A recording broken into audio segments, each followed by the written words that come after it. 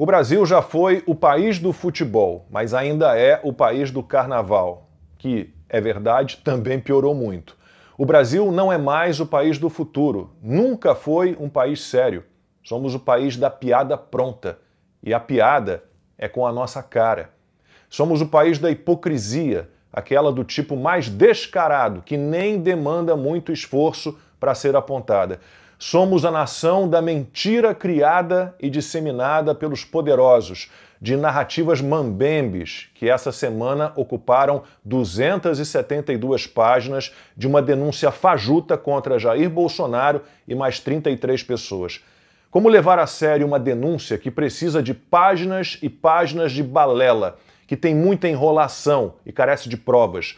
Como levar a sério uma denúncia que começa com uma introdução necessária, que vai assim: uma democracia que não se protege, não resiste às pulsões de violência que a insatisfação com seus métodos, finalidades e modo de ser podem gerar nos seus descontentes. A defesa da democracia se realiza em vários níveis de intensidade institucional. Todos os poderes recebem do constituinte originário parcelas de responsabilidade para salvaguardar o regime de convivência jurídico-político-social escolhido em Assembleia Constituinte soberana. Sim, como já disse, a piada é com a nossa cara e envolve narrações de fatos esparsos, concatenados conforme o interesse dos poderosos de ocasião, que miram seus opositores e a eles podem imputar uma infinidade de crimes. A criatividade é esparsa. Tem edições mirabolantes, tem malabarismos, contorcionismos, uma impossibilidade gritante, mas diabólica. Quem os poderosos acham que enrolam? É ultraje, palavra que na denúncia saiu grafada com G e menosprezo. É bizarro.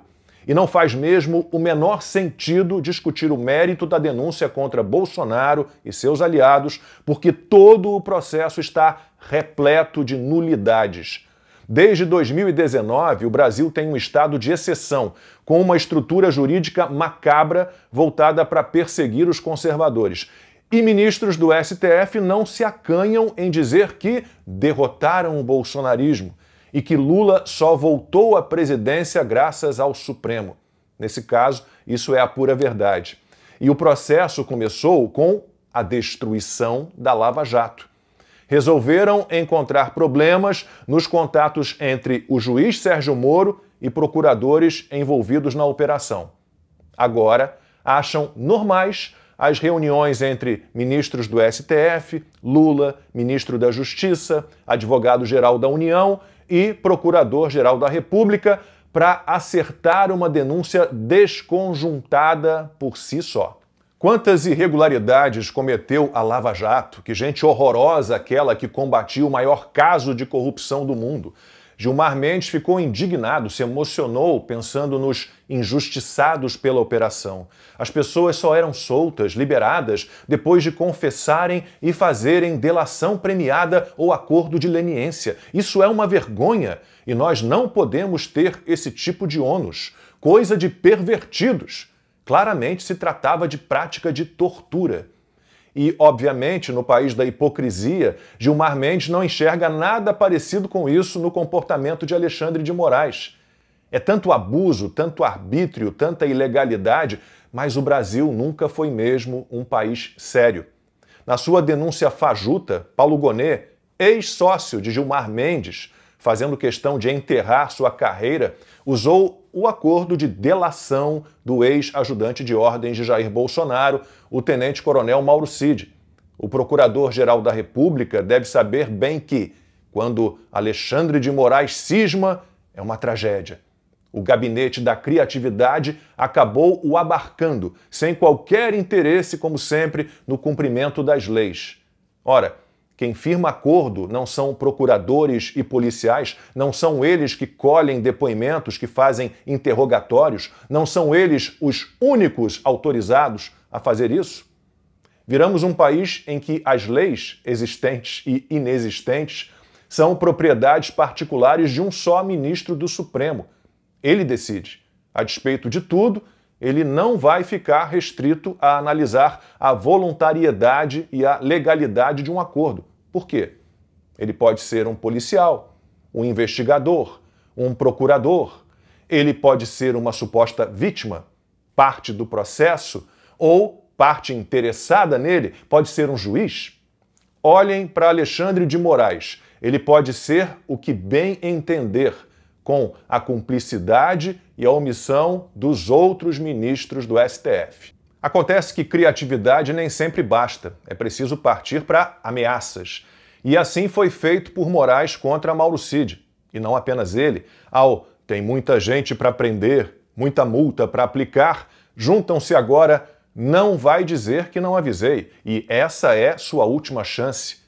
De que importa que a lei estabeleça que constitui crime de tortura submeter alguém sob sua guarda, seu poder ou sua autoridade com emprego de violência ou grave ameaça a intenso sofrimento físico ou mental. Mauro Cid ouviu de Moraes que lhe cobrava uma verdade encomendada com temas induzidos pelo ministro, sempre em busca de uma delação direcionada, outro vício insanável. Já há o pedido da Polícia Federal, já há o parecer favorável da Procuradoria-Geral da República pela imediata decretação da prisão, do retorno à prisão do colaborador. De que importa que a lei determine que nenhuma pena passará da pessoa do condenado? Mauro Cid ouviu de Moraes. Essa audiência é para possibilitar uma reflexão maior do colaborador, sob pena não só da decretação de prisão, como também da cassação, da consequente rescisão da colaboração. E a eventual rescisão englobará, inclusive, a responsabilização do pai do investigado, de sua esposa e de sua filha maior. E o que fez Mauro Cid? Mudou trechos de seu depoimento. Como se fosse possível, mesmo em condições tão absurdas quanto as descritas, esquecer o que o ex-ajudante de ordens de Bolsonaro tinha afirmado antes. Todas as minhas mensagens antigas são nesse sentido. O presidente não vai dar golpe. E quem vai dizer que a delação foi voluntária, que é legal? Somos definitivamente o país da hipocrisia ilimitada. No mesmo dia em que Alexandre de Moraes derrubou o sigilo da delação do Mauro Cid, que, apesar de tudo, está valendo, o ministro Dias Toffoli, também do Supremo Tribunal Federal, anulou todas as provas e todos os processos na Lava Jato contra Antônio Palocci. Foi decretada a nulidade absoluta de todos os atos praticados contra Palocci nas investigações e ações da operação, inclusive na fase pré-processual. Segundo Toffoli, o ministro do Lula e da Dilma só delatou propinas de exatamente 333.590.000 reais pagas por empreiteiras, bancos e indústrias e distribuídas a políticos durante os governos dos petistas, porque foi prejudicado pelo método usado pelo ex-juiz Sérgio Moro e pelos procuradores da Força Tarefa de Curitiba. O ex-advogado do PT, indicado por Lula ao STF, explicou o seguinte: fica clara a mistura da função de acusação com a de julgar, corroendo-se as bases do processo penal democrático.